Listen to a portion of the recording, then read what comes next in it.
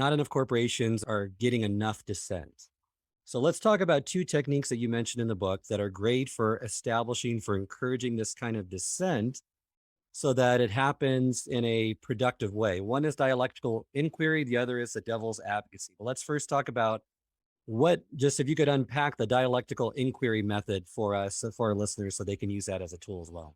Sure. I mean, it sounds like this fancy name. You might use point counterpoint, but the idea is that you take your team and you ask them to split into two or more subgroups, right? And to develop sort of alternatives and then to sort of critique and debate each other's alternatives, right?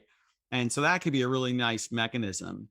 By using the subgroups, you're not making one person stand up in the team and say, I've got a different idea. That can be a lonely, kind of very risky interpersonal kind of thing, as opposed to say, I want the three of you to develop an option. I want the three of you to develop an alternative option, alternative plan.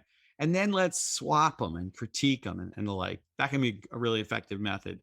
The other devil's advocacy is to ask a group, not necessarily to come up with a competing alternative, but to really be able to look for flaws, ask questions, offer a constructive critique, et cetera.